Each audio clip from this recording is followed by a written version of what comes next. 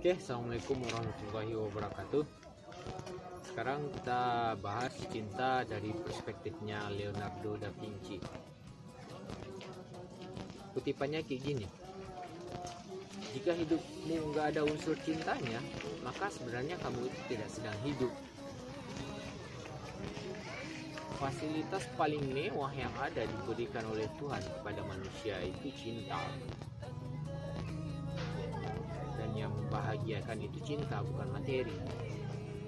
Bayang gak sih kalau kamu hidupnya tanpa cinta, yang ada cuma pamrih-pamrih, yang ada cuma kepentingan, egoisme, transaksi, dagang gitu. Yang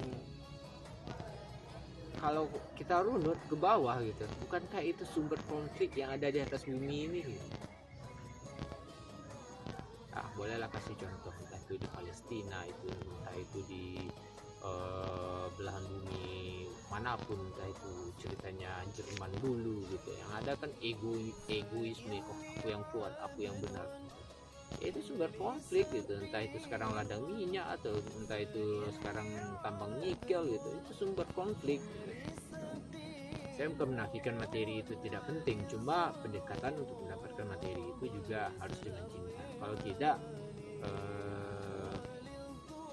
imbasnya itu saya bisa bilang mungkin karma ada di dalamnya, karena kita mendapatkannya tidak dengan cinta aja, berkahnya itu nggak ada gitu ya.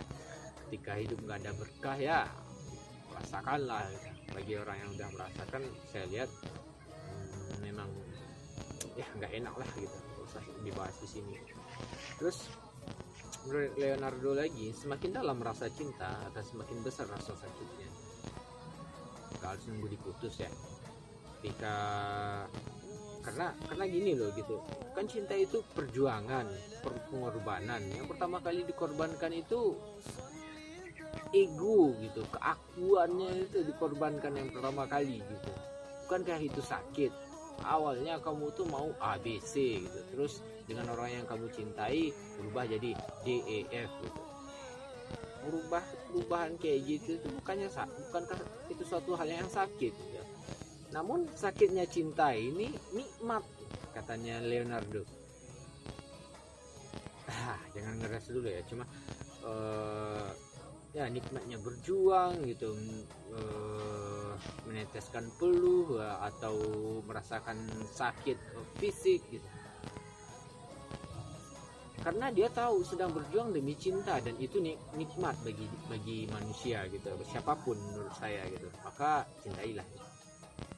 Ada satu trik lagi dari Leonardo untuk bisa mencintai secara cerdas gitu. Tidak ada yang bisa dicintai dan dibenci sebelum dipahami dan dimengerti. Seorang tidak punya hak untuk mencintai jika belum memiliki pengetahuan tentangnya. Cinta yang besar berasal dari pengetahuan yang dalam terhadap objek yang dicintai. Dan jika engkau hanya mengetahui sedikit, maka cintamu juga sedikit, bahkan mungkin bukan cinta. Ya, dari hal ini, kalau orang Minang bilang gitu, bakawan kita dahulu nambasi bari bahulu, biasa bang ko matu bakawan kita dahulu. Saya lupa aneh gitu bahasa Minang soalnya gitu. Makanya salah satu komponen cinta itu menurut Eric Fromm itu knowledge gitu, mengejar pengetahuan tentang yang dicintai. Tanpa adanya pengetahuan, ya itu bisa diragukan apakah itu benar-benar cinta atau sekedar nafsu atau sekedar ego. Ya, kita harus menanyakan kembali gitu. Mengejar pengetahuan yang dicintai, tentang yang dicintai. Semakin kamu sadar dan tahu apa yang kamu cintai, maka cintamu semakin besar. Jika tidak, berarti itu bukan cinta. Alah pak, saya kan pertama kali awalnya naksir sama dia tuh gitu. Terus ketika saya semakin tahu siapa dia gitu, kok saya makin nggak seret jadinya gitu. Udah kayak cintanya itu udah berkurang, berarti itu bukan cinta ya. Apalagi cinta jadi benci, berarti itu bukan cinta gitu. Karena setelah memahami, kita menerima apapun kondisinya, apapun keadaannya, dan di sanalah cinta itu tidak cinta tetap cinta. Kalau berubah jadi benci itu berarti bukan cinta, mungkin hanya sekedar nafsu atau ego belaka gitu. Oke.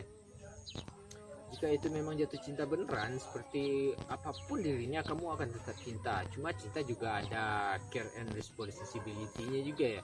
Ketika si pasangan kamu itu salah atau kurang baik, jelek menurut kamu akan berusaha memperbaikinya dalam konteks cinta, dengan cara cinta. Ingat kembali video kita yang sebelumnya. Bukan cinta berubah jadi benci. Cinta itu tetap cinta. Jika berubah jadi benci, ya berarti itu bukan cinta. Mungkin kalkulasinya masih hitung-hitungan untung rugi gitu ya. kayak contoh yang kemarin itu.